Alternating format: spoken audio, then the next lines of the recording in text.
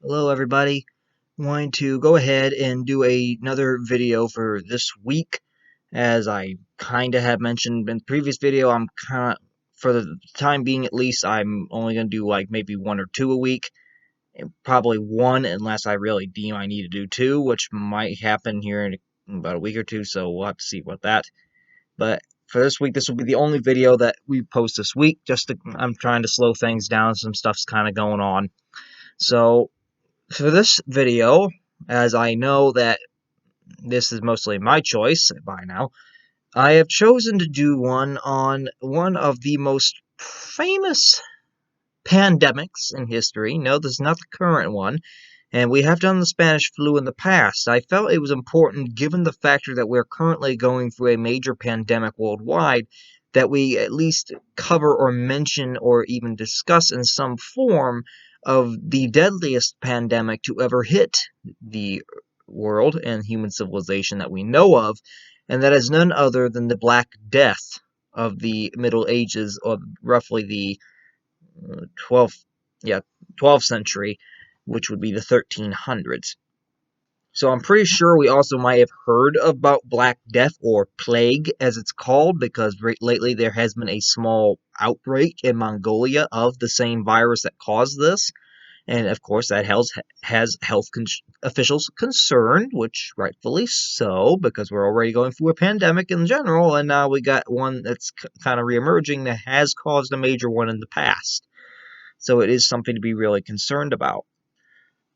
But anyway, we're just going to discuss the Black Death, which was the period in the 1340s up to the early 1350s, where the Bubonic Plague, which was a version of plague, basically ravaged and just tore through Europe. It tore through the entire European continent. It hit Asia too, but what we're going to focus on is the one in Europe that they commonly refer to as the Black Death or the Black Plague.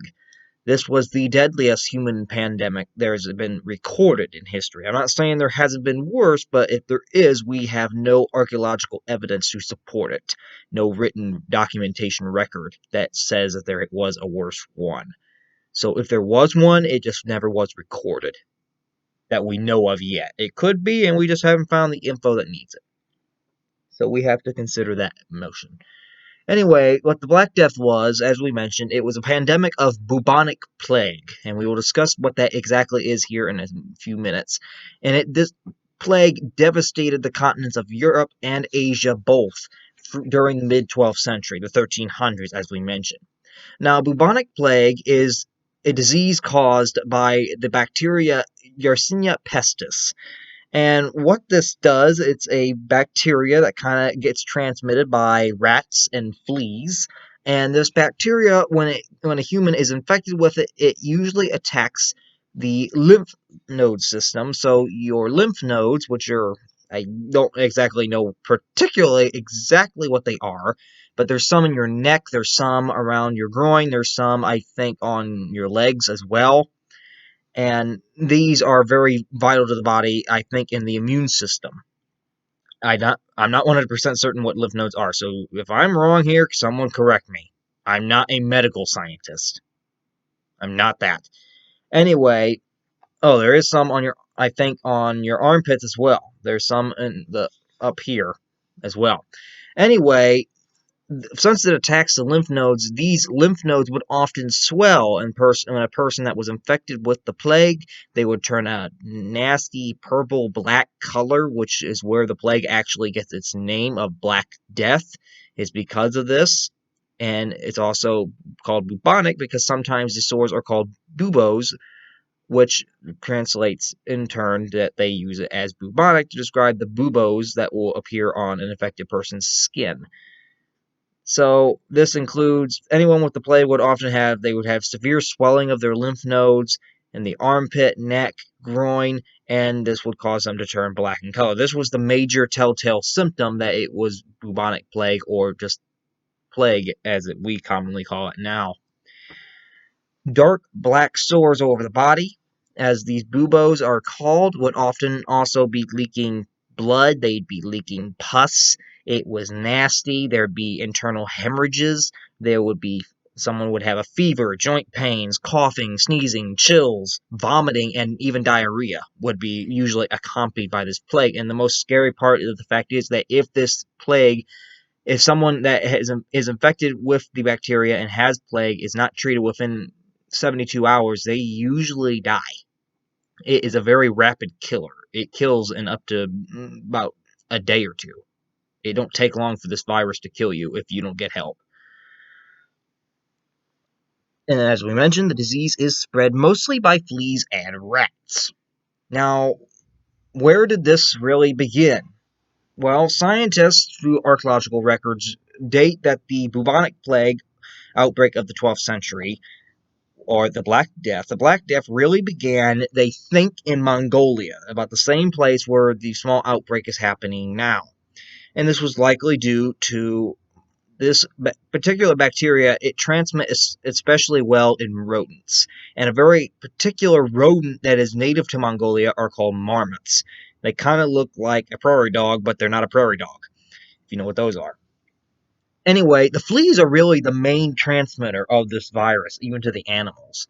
And what happens is this bacteria will live in the gut of an infected flea. This flea, it produces an enzyme that kind of blocks the flea's ability to really properly suck up blood when it's feeding on an animal host. And thus, when they're going from host to host, they still got blood on their mouth, but they're spitting it back up because they cannot digest it. And thus, when they're, say, a flea goes to a rat that is infected with the virus, it gets the virus in itself. Okay, the flea now has the virus. It goes to bite another rat that does not have the virus. Well, when it bites this rat, as it's biting the rat, some of that infected rat's blood from the previous rat is now seeping into that wound where the flea bit and is infecting that rat with the virus. Well, bacteria. It's not a virus. And it's the same principle for human transmission as well. A flea, back then, keep in mind, people back in the Middle Ages were not very sanitary. They didn't wash their hands. They didn't take baths maybe more than, if they did, they might have took one maybe once a month. Yeah, it was pretty stinky back then. I'm not even sure they took one once a month. They probably didn't hardly take one at all. The world smelled, people. There was no, you think they all looked pretty back then. Imagine the stench. Imagine the stench of the people as you walk by them. You think some people smell bad today. Oh no, you don't know. Anyway, this also contributed highly to this because today fleas don't really like to bite onto humans because humans are too busy cleaning themselves and they're too fresh for them, but almost. However, back then, a human was just like a common prairie dog or a common rat. They were that filthy. And the flea had no problem differentiating between a rat and a human. They bite a rat that had the infection, then the flea's infected, then it goes to bite a human, and some of that infected rat blood is now inside the human host through the wound that the flea bit, and now the human is infected and has become the first victim of plague. Now, this was originally thought to have started in Mongolia. We're not exactly sure where it came, but we do have the historical accounts that point to the first really known accounts of the Black Death really occurring in roughly Mongolia, China area. And this spread very rapidly through Asia, mostly due to the fact there were trade routes back then. There were land trade routes where merchants and other people would trade between different countries and kingdoms. So, of course, it spreads rapidly on those routes because that's a highway for people, it's a highway for rats. The rodents sometimes get in the carriages, they get on ships, they get on everything, and then they come too. So, you have a very fairly rapid kind of chain of events that leads to Mongolia becoming infected. Mongolia has cases. Then the plague hits China. Then it hits India. Then it hits Syria. And then it hits Egypt. It's coming slowly closer and closer to Europe among these trade routes. Now, the plague, no one knows exactly when the plague reached Europe. We don't exactly for sure know. One of the most commonly thought ideas of where it possibly came from is when the Mongols, who were building their big old empire at this time still, when the Mongols tried to lay siege to a city on the Black Sea in what is now Ukraine, and this city was called Kaffa. It was in 1347. The Mongols they were suffering from the plague as they were besieging the city, trying to take it for themselves. It was a major trade city. It was along a major trade route. If the Mongols could get control of it, they basically secured the trade route for them. So they're laying siege. Well, at the same time they're laying siege, the plague hits them. They brought it with them from Asia, and their army starts getting infected. Eventually, so badly to the point the Mongols are actually forced to retreat, not because of the strength of the defending forces in Kaffa, but because of the fact that they're losing so many of their forces to plague. Well, the Mongols don't go away, supposedly. There's an old story that when the Mongols retreated, they didn't just go away and be done with Kaffa. They went ahead, and this is a story, it's not confirmed, that they took their dead from the plague and strapped them onto the catapults and then catapulted the dead over the city walls to infect the population inside the city. Now, whether or not this was true, we do not know. However, it is known that shortly after the Mongols retreated, Kaffa did become infected with the plague and started suffering many dying. Now, the plague spread rapidly amongst these townspeople, who in turn, when they went to the ports on the Black Sea, they kind of spread it to the seafarers and sailors who were on their ships, and then these sailors and seafarers, they're going across all of Europe through the Mediterranean going to different ports. It's like it's another trade route, and the plague has now latched onto that. It is coming. And just so you want to see here, we do have a couple small little pictures. Let me see the proper one we want to show. And I mentioned that fleas are the main transmitter. This is a picture of a flea, but in this flea, in its gut, you can see this black mass, and that's actually the bacteria for plague inside this flea. This flea is infected. If it were to bite you, you would likely be infected with bubonic plague. Of course, fleas are a lot smaller than this. So the ships start going across the Mediterranean and the Black Sea, and now they're carrying the plague with them. And this helps it spread to far-off ports. The first recorded instance of it really reaching mainland Europe was later in 1347, when in the port of Messina on the island of Sicily in Italy. This was the Italian island of Sicily. This was a port on Sicily, Messina.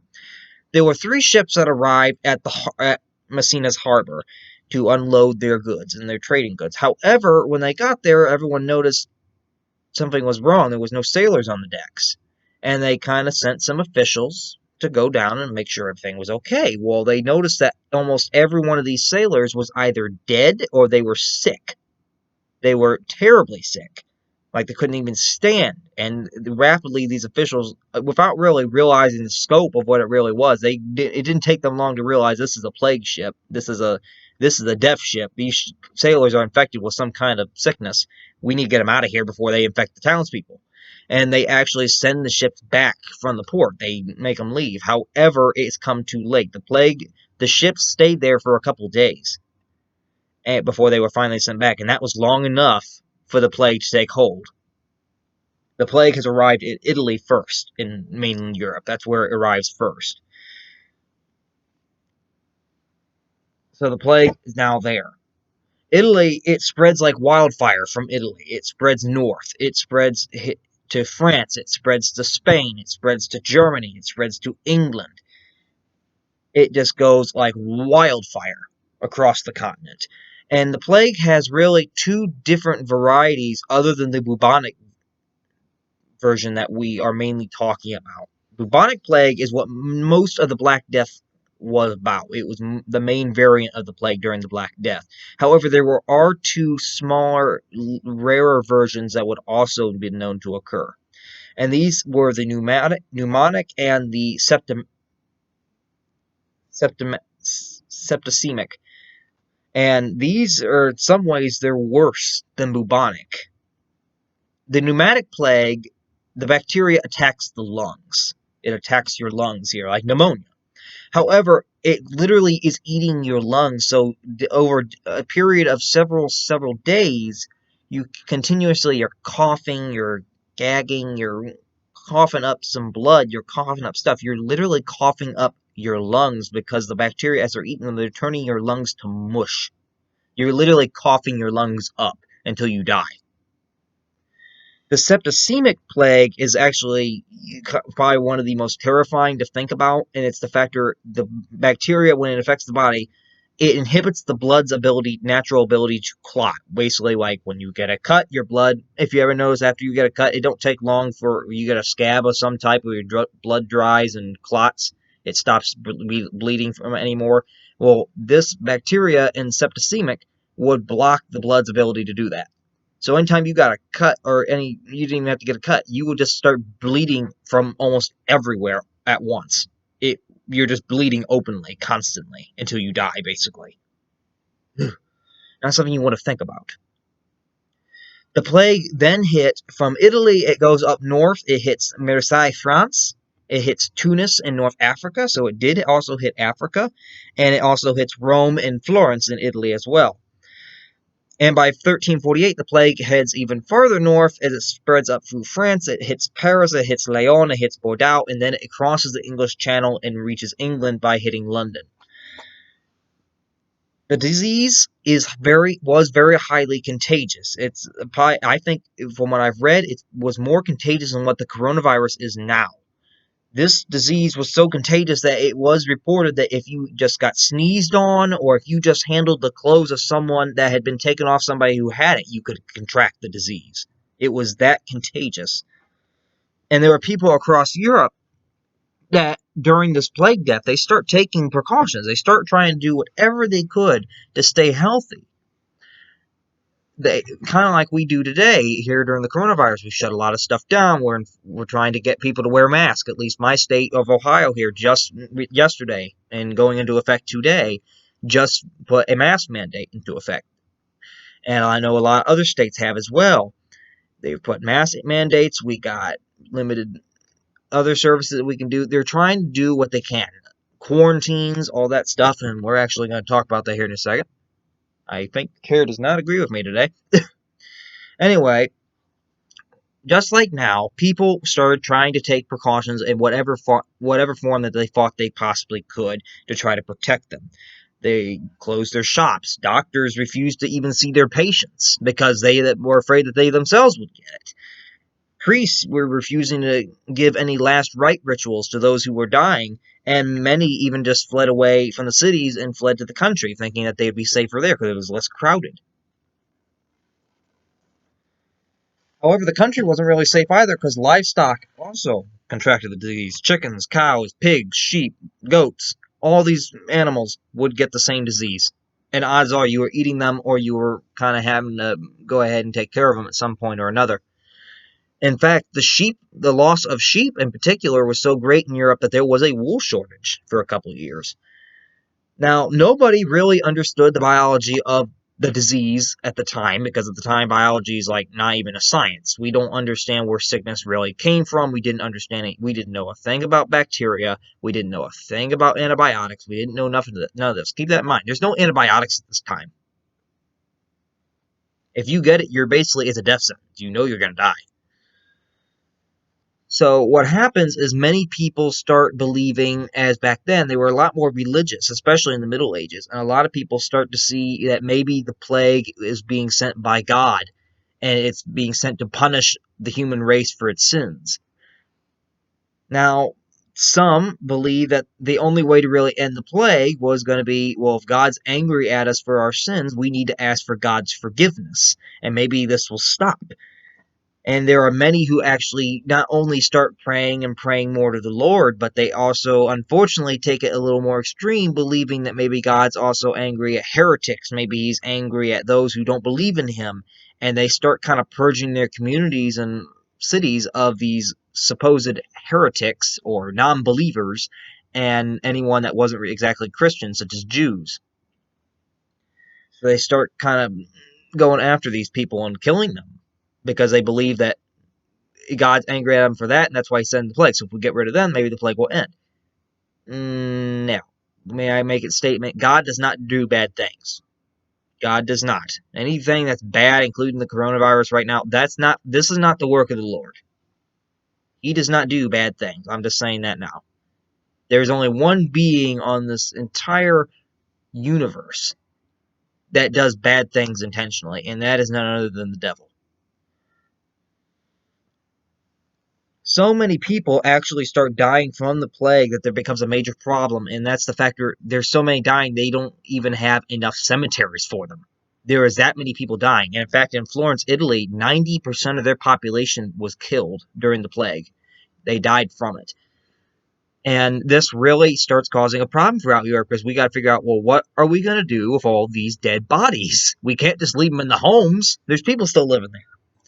So they start trying to bury them in mass graves, or in more drastic cases, just pile them all up and light a bonfire, cremate them. And one very particular example I'd like to give of how sometimes how they do these mass graves, they would pile the bodies up and bury them, but some of them got more inventive than others to pack as many bodies as they could. And one of these was the Italians' method of doing so. And the Italians would commonly, they dig a trench out in the dirt here, then they'd throw a couple bodies in, sprinkle a little bit of dirt on top, then pour some more bodies in, then sprinkle a little bit of dirt on top, then pour some more bodies in, and just repeat the process until the ditch was filled, and they finally covered up with a good solid filling of dirt. Basically, the Italians were burying their dead in mass graves that kind of resembled lasagna making. It's kind of weird. The humans were the noodles, and the dirt was the meat and the cheese. Not a good way. We call this literally a lasagna burial. Literally. That's what the Italians were doing. They were burying their dead like they made lasagna. Kind of disturbing. But it's also sad that they had to bury that many. That it took to that kind of degree to even somewhat bury them. Now, the Black Death, it was devastating in Europe, as we mentioned. However, there are two very modern practices that really gained their start right at during the Black Death. They were not used prior, but they really started to be used during it and after, and we very heavily are using these two today. I don't think you're going to guess what these are here in a second, although I think you will. It mostly comes from the Italian city of Ragusa. And in Ragusa, officials were slowing the spread of the plague in their city by simply placing the arriving sailors in isolation until they were clear of the plague itself, until either they died or until they miraculously got better. Sailors were held for roughly 30 days originally, or what the Italians called a Trentino. Later, this was increased to 40 days and became known as a quarantine. I think I just gave you one of them that we use today. This is where quarantine originates. The whole idea of quarantine, of keeping people isolated when they're sick from others, originated with the Black Death, and it's continued very prominently up until the modern day, as we're using it now. The other one is also social distancing, which also comes about through this. So we can actually thank the Black Death for really introducing to us two of our very common health practices that we do during modern pandemics, and that is the concept of quarantine and social distancing, which of course we have heard I don't know how much about right now due to the corona. Probably more than you want to hear. Probably so much you probably don't like I'm even saying the words right now. So this gives birth to those common practices. And it works in some ways. And by the early 1350s, the plague was still in Europe. It didn't actually go away until like it never really has gone away. The plague variant stayed in Europe, of the Black Death variant, stayed in Europe until the 1700s. However, the major pandemic part of it, with the Black Death itself, was over by the early 1350s. And this would continue on and off in the next few centuries. There would be times where the plague it was always in Europe, but there would be times where it would kind of spike right back up again and start causing a small pandemic, as we saw with the Black Death, but nothing ever on the scope that it had when the Black Death happened. It's estimated that in Europe, over 20 to 25 million people were killed during the Black Death. This was roughly 1/3 of the entire continent's population at that time. Think of that. The coronavirus may be killing people. It may be exactly not the best thing either to be just negligibly ignorant about. But we can be thankful this thing is not killing 1/3 of our population. We can be thankful for that. And in fact, it was so bad of a killing that Europe's population really didn't actually recover to its pre-pandemic levels until about 1500, roughly 200 years later, to even reach that pre-pandemic level. Worldwide, it is estimated that the Black Death killed roughly 75 to 200 million people. This is significantly more than the Spanish flu, which is estimated, which we know to be at least 50 million, but it's estimated it could be up to 100 million. This one we know for certain at least killed 75 million and could have been up to 200 million worldwide. This also includes Asia and Africa as well. So that is basically our small statistics here on the Black Death. It's not much of a long video today. I just thought we wanted to get it out there. There's really not a lot of stuff that you probably haven't heard. Again, we'll show a couple little pictures here before we kind of come to the end. Right here is kind of a map of how the plague kind of spread through Europe, the different areas when it hit then. Right, Kaffa was like right around here at the Black Sea. And then the trade routes send them out here for the Mediterranean. They come right here's Messina on Sicily. The green areas get infected first. Then it moves north to the light orange, then to the orange, then to the dark orange. Oh yeah, we already did that. And then to the red, and then this, and then this. It just kind of spreads up from the south and ravages Europe. It really does. And then there's two photos. We got two photos of some common things that you would see in victims with the plague. And may I mind you that it was so contagious, if you even sneezed, say you were a father and you sneezed on your daughter, you might have just killed her. There were whole houses that would be dead in roughly 2 weeks because the mama might be caring for the daddy and she's going to get it. Then mama's going to get it. Well, we just said mama's going to get it. Mama's going to get it. Then the children are probably going to get it. Then everyone's dead in about 2 weeks, and the whole house is dead. This is the buboes that we commonly would call, where the bubonic plague gets its name. The large sores on your legs, on your neck, on your groin, on your armpits that you would get that would turn black. This is not a color image, but you can kind of see the large sore on this person's leg. This is not, of course, during the Black Death, but this is a later photo of a more modern image of someone who has the bubonic plague and had this symptom. But these would be everywhere, almost on your body. Here, this one's a little bit, if you don't really like seeing dead skin, I suppose you might not want to exactly glance at this. This is a picture of commonly, when you would get the bubonic plague, it would sometimes kill the blood and tissue around your fingers. You would get gangrene on your fingers and they would turn black. Part of the reason why we call it the Black Death is because literally your hands might look like this by the end of it. There's a reason it got the name Black Death. And then finally, we do have, as I mentioned, people buried the dead in mass graves because they ran out of cemetery room for them. And they were in a hurry to get them buried because they didn't want to have to deal with them far longer because they knew they could still get the plague from the bodies. So this is actually a picture of an excavation in France that they found of multiple skeletons that were thrown in as part of a mass grave during the Black Death plague.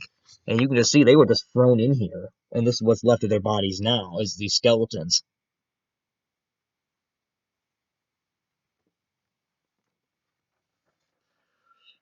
Basically, that is what the Black Death basic little short video about it is. I could go a lot more in depth, but I really don't deem that I really want to, nor I need to, because a lot of people, if they've heard of at least one pandemic, they've probably heard of the Black Death, but it's not really something I thought I need to spend a whole lot of time on or really get sophisticated into. So I didn't want to make it exceptionally long. Thus, I think that we covered just the basic outbreak of it. But basically, to judge people it's another pandemic that we've had in history that was far worse than what we have now, but you still need to be exercising caution with the current one, because I hear from people right now that I'm hearing it from friends, I'm hearing it from neighbors, I'm hearing it from just people I don't even know. I'm hearing that, oh, this is a bunch of phooey, it's a joke, this ain't real, I'm not gonna get sick. If I do, nothing's gonna happen. May I remind people, these people that do this, that you want to sit there and deny wearing a mask, you want to sit there and you want to deny doing any of that, that's your decision. I cannot make you, I cannot persuade you to do anything other. But I ask you to think about this. When you come down and get it because you're not wearing one of those things, I don't want to hear that, oh, I wish I should have. You should have listened. And I also want to state this little factor. I know a lot of people, no matter what their stance is on the mask, no matter what their stance is on this virus, a lot of people are waiting for the day this is done, myself included. I ask you this question to ask yourselves, because I've heard it from too many people that I know and from too many people that I've seen. They complain and complain and complain, ask, why should I do it? I ain't going to get sick. Or the question is, am I going to get sick if I get exposed? No, I'm not. Well, here's the question I would be asking to convince yourself, should I or should I not wear a mask? Ask yourself this little question, and I heavily urge that you deeply think about it. Don't be asking, am I going to get sick? Or thinking that, oh no, it ain't going to affect me. It ain't going to affect no one in my family. Don't ask that question. Ask this question. How long do you want to sit there and wait for this to be over? Do you want this to be over quickly? Or do you want to prolong it by not doing what we've been told and recommended to do by health officials is right? Don't ask the sickness question. Ask, do I really want this to last much longer? How long do I want to deal up with this? That's what I would be asking yourself. How long do I want to have to put up with this? Am I doing everything in my power to ensure I'm helping to make sure this don't go on forever? Because I'm telling you right now, if you're going to sit there and deny it, you're going to sit there and deny what everything's told you, this will be dragging on forever, because we can't stop the virus when there's people that won't listen. Because those people that won't listen, that's who the virus is going to spread to. I just want to mention that, because I've heard that in a lot of recent leaks. I ask you again, don't ask, am I going to get sick? Ask, how long do I want to have to put up with this? When do I want life to resume to normal? We all want it, but we got to work together to get it there. And I'm sorry, but these trips out of state, these trips to God knows where, these aren't helping, because these states are breaking out in outbreaks. Schools reopening. As much as I understand the need for colleges and public schools and stuff like that to be open for college students and educational for our little kids, there's one problem. Some of these students come from out of state. Some of them come from areas that in a town that maybe got high exposure. And how can you properly social distance in a school? As much as I understand the need for education, I also deem there needs to be a line that you need to really draw and say, okay, we can't really do this effectively. We might as well go online. There's a lot of stuff going on right now that is going on, but that is one of the dumbest things I've heard right now, is the factor that we want to just go ahead and have people that say, I'm not going to get sick, I'm not going to wear a mask because I don't believe in that stuff. You want to go do that? Go ahead. But I don't want to hear a peeping Tom out of you when you're in the hospital because of it, and I don't want to hear a peeping Tom out of your mouth when we're sitting here a year and a half from now and we still haven't kicked this thing in the rear end, because you know what I'm going to say? You're at fault because of your lazy rear end, because of your denial. So I implore everyone, how long do you want this one to last? The Black Death lasted roughly 7 years, I think, and it killed many.